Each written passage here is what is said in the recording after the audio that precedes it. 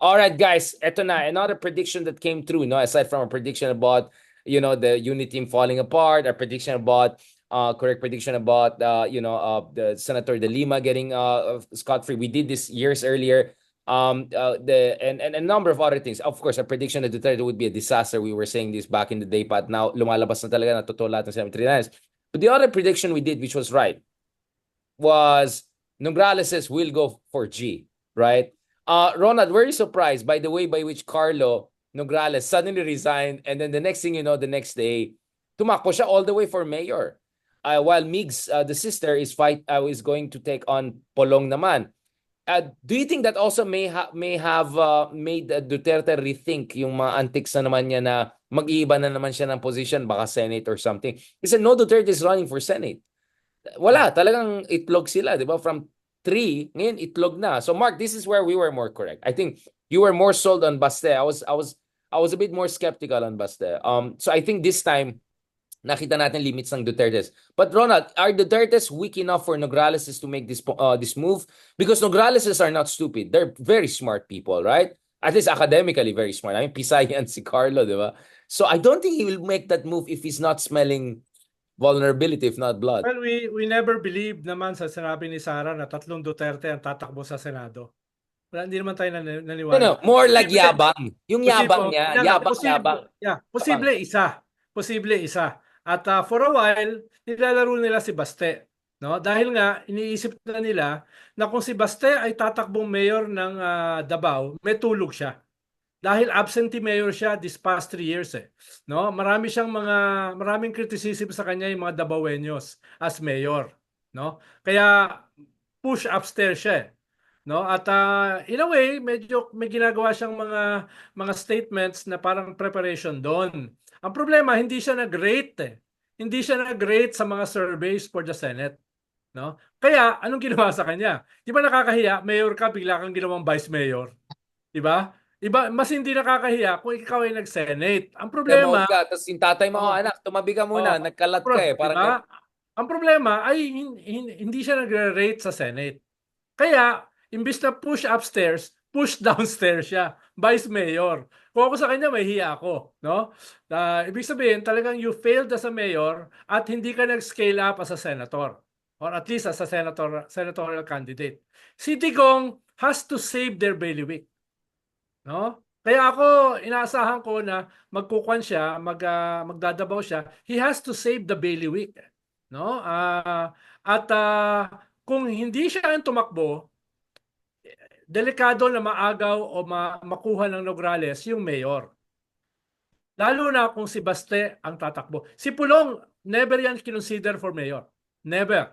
Not once. No? Sara or Baste. Dahil si Pulong kasi may notoriety sa Davao, no? Marami ang skeletons in the closet sa Davao. Kaya hindi siya kinonsider.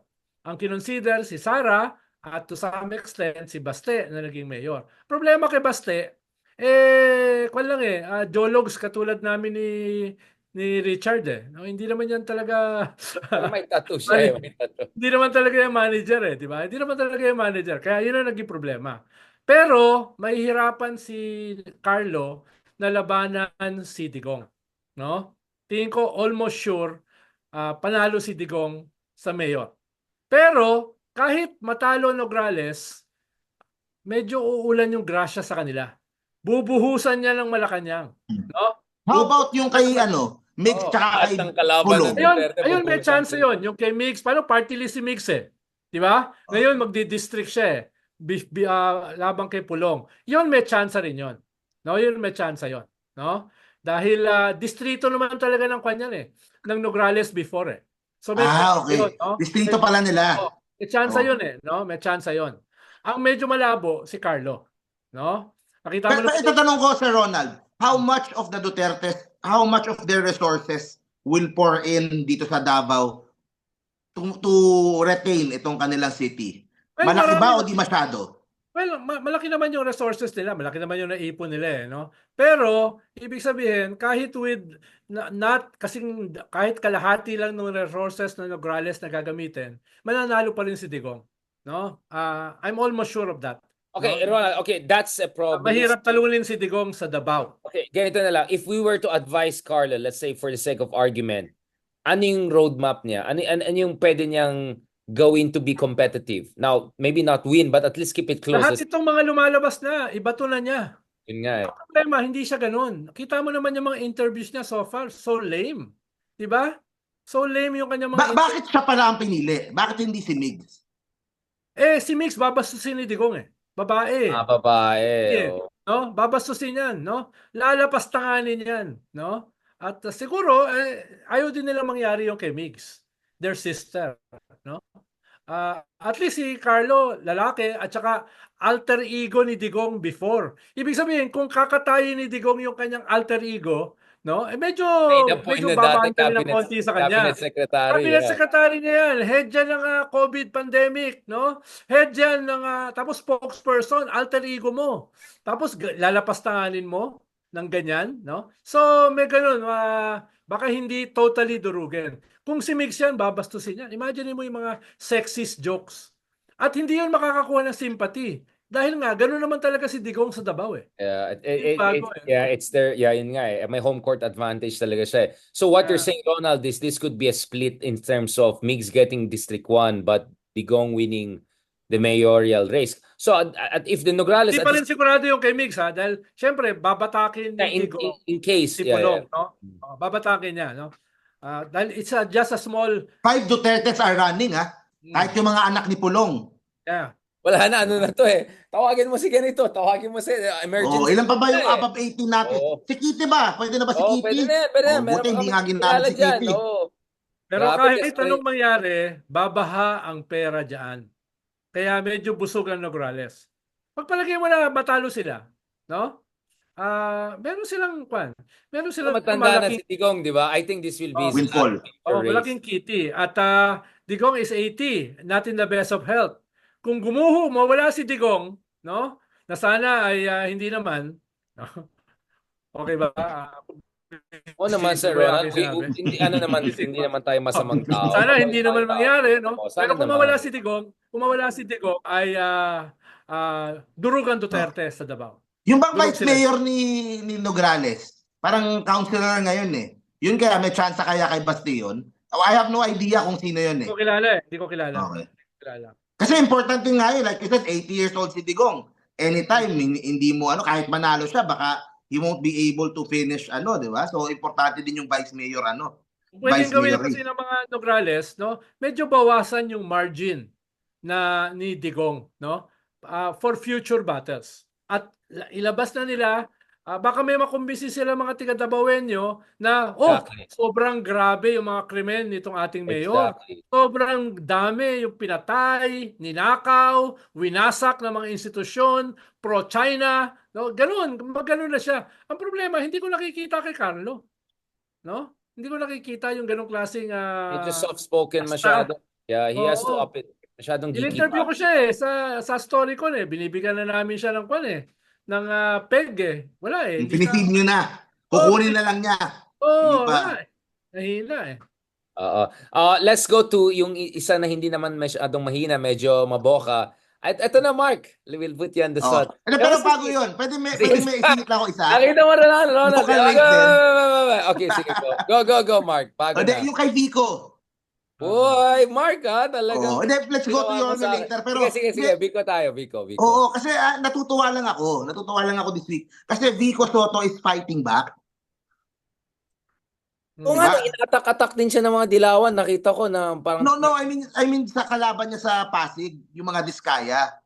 He is fighting back na kumbaga, nireveal niya lahat na ito, number 1, napakalaking kontraktor, ito, bilyonaryo. He is exposing lahat ng mga dirty tactics sa kanya. Yung sa Miro, di ba? Yung si St. Timothy, St. Gerard. Joint venture Joint venture ng Miro, yung si Diskaya. Yun, di ba? Kaya tinanong ko yung kay Chairman Garcia 3 days ago Ano sagot niya? Sabi ko, paano yan? Sabi ko, yung si Diskaya, yan. Tapos ngayon, kandidato, no? Hindi ba tatamaan yung kontrata niyo with Miro? Sabi niya, dati naman, no? Wala na siya, wala na yung joint venture na yon. Yun lang ang kanyang sagot. Wala na. Pero kinuha ko siya, tinanong ko siya. Ka-joint venture ng Miro, ito si Diskaya. Tapos ngayon tatakbong mayor. Anong ibig sabihin yan? Ginanong ko si chairman. Sabi niya dati, ngayon hindi na. So ganun yung soft legal escape. Yun, so kasi napaka-dirty yung tactics na ginagamit laban kay Vico over the last few months. Kasi Vico, pa isa-isa, medyo tahimik lang, pero ngayon talagang palaban. And of course, meron siyang napakalaking following, nagagamit niya sa kanyang bully pulpit. So pwede niyang tirahin pabalik eh. Pwede niyang i-expose lahat ng mga, Gusto kay kaso, yung mga feistiness, utang. palaban. Oh. Buti na rin So yun. natutuwa lang din ako to see that side of Vico Soto Buti na, na rin yun, no? Buti na kailangan yun, na ganun ka din eh. Kung mahina ang kalaban niya, baka hindi siya ganyan kapassionate, no? Oo eh. Katulad nung Kasi una sa na local laban race sa talagang Eusebio. napaka-dirty nung laban. Kailangan kahit na malinis na politiko ka, kailangan meron ka ding gaspang pagdating na sa mabibigat na laban. So, yan, sa social media, sa ano. Kasi yung kabilang side naman, grabe gumamit ng pera talagang Mas hindi grabe ko alam. rin, no? Itong election, no, Mark? At saka dahil sa City Hall projects, kung ano-ano nang inaano sa kanya, di ba?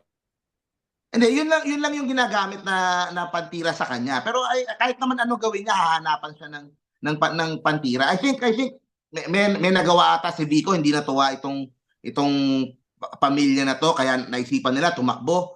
Sobrang dami nilang pera, naisipan gamitin natin, ano natin. Ayun, and Vico is fighting back, and exciting tuloy yung naging exciting. Of course, I believe yung people of Pasig could see through all of this. Nakita nila kung anong klaseng leadership si Vico.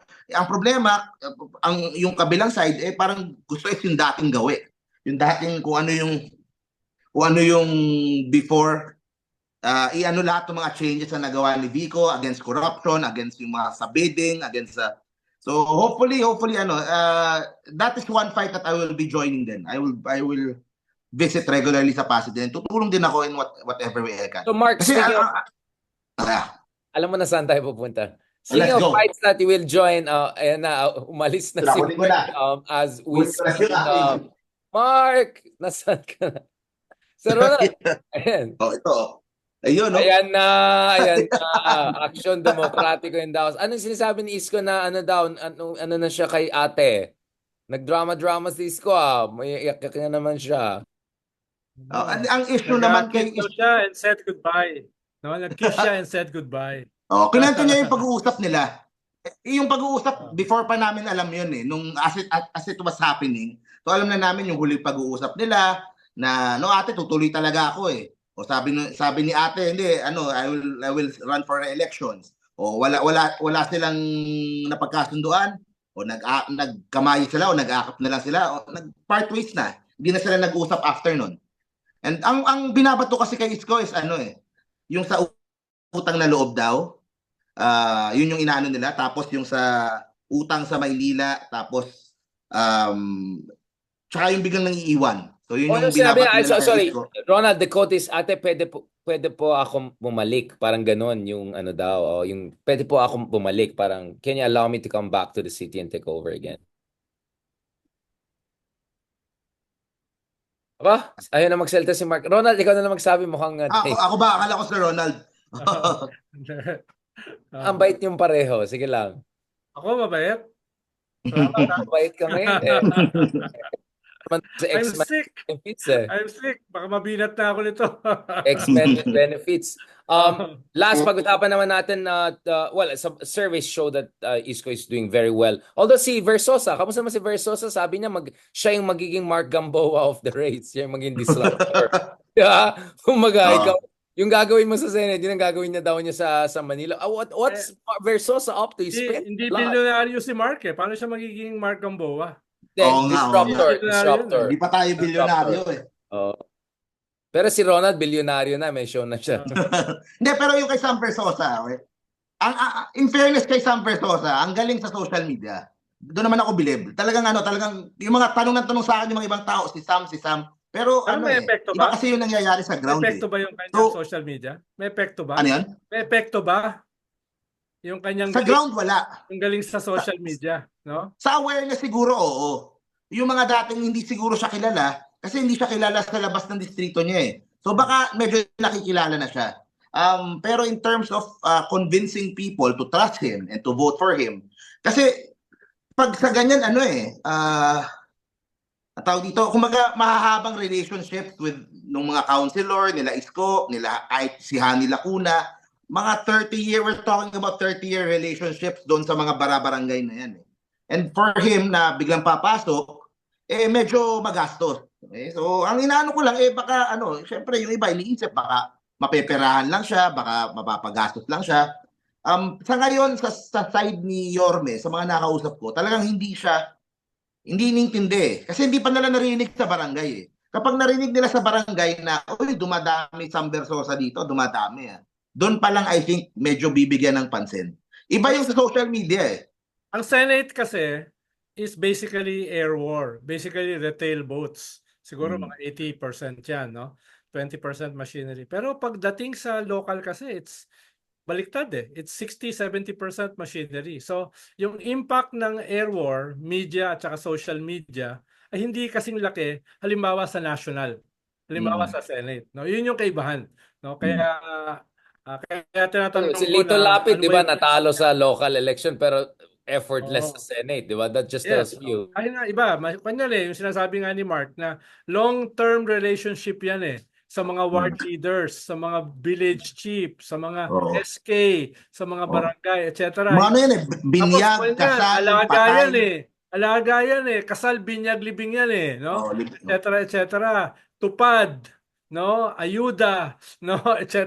So, hindi ganun kadali yung social media, at least for now, sa local.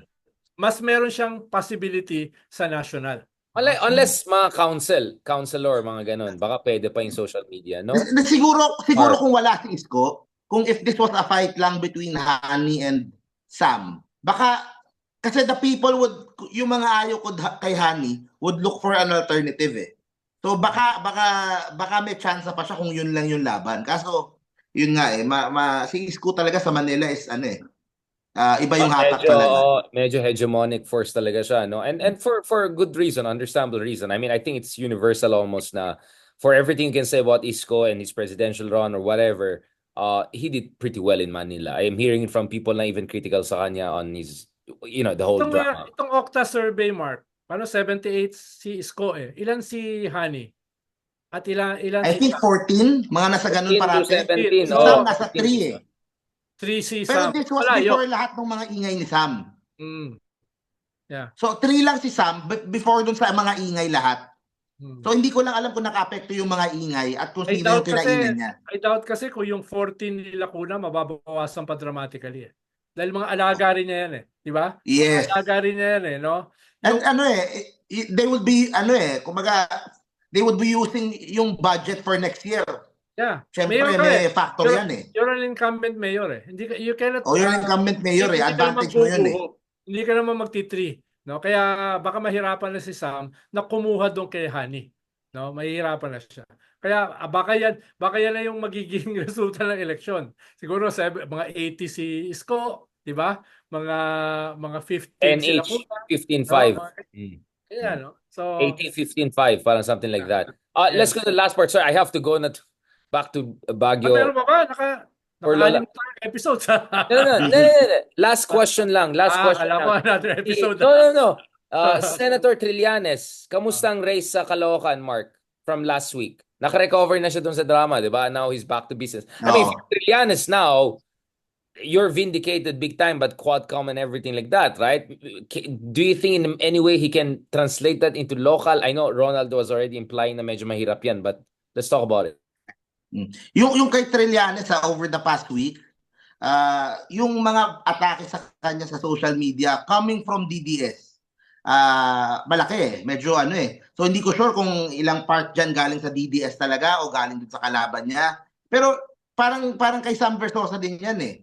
Parang reverse eh. Hindi siya ganun ka sobrang nag-aapekto din sa local. So pag may mga lumalabas na mga kalye survey sa local, so yung mga rason na sinasabi, why would they choose malapitan, bakit si Trillanes? So yung kay Trillanes, ang lumalabas na dahilan para maiba naman o para ano naman o matapang siya o ano, iba talaga pag local eh. Hindi siya masyadong naapektuhan ng social media na ano. So ang narinig ko is around mga yun nga 60-40, mga nasa ganun yung split. 40 si Trillanes and mga around ganun eh, around between 35 to Kung 40. 60-40 pa yun, mahalaga yun para kay Sunny. Dahil naggaling siya sa 0 eh. No? Mm. Tapos naka 40 siya. Kung 40 kung totoo yun ha. Kung Ganun. Paano, wala pa ako nakitang survey eh. oh. Wala pa ako nakitang survey sa So, siguro yung merong mga nakikita ko nasa 33 ganun. So around that range. dahil Around yung, that range. yung sinasabi ni Ega iba eh. Ni Erice, no?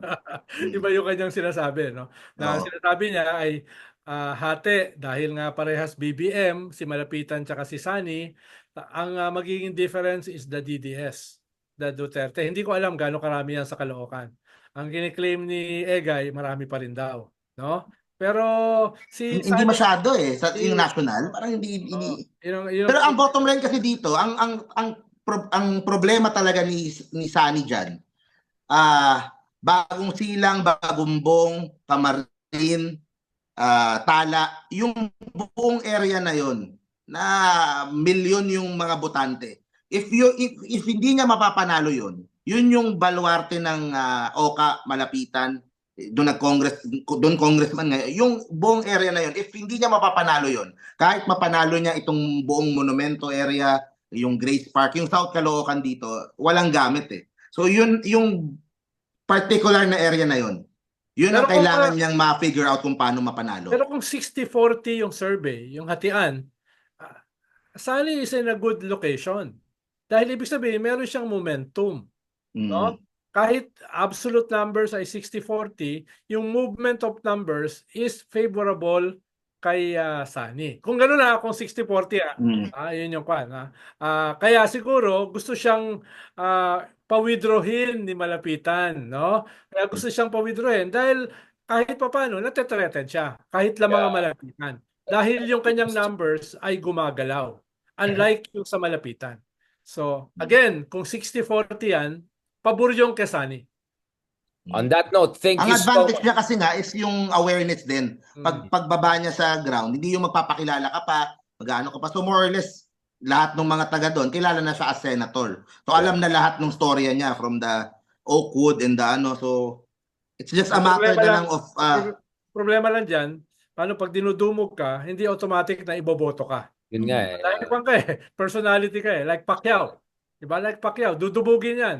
Pero not necessarily na iboboto siya. So, yun.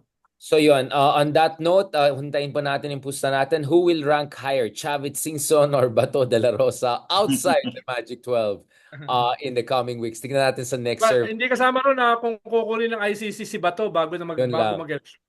No, hindi, Ronald, wala na. Tapos na. Basta ang pusta natin, mas mataas sabi ko si Chavit kay Bato. Wala na.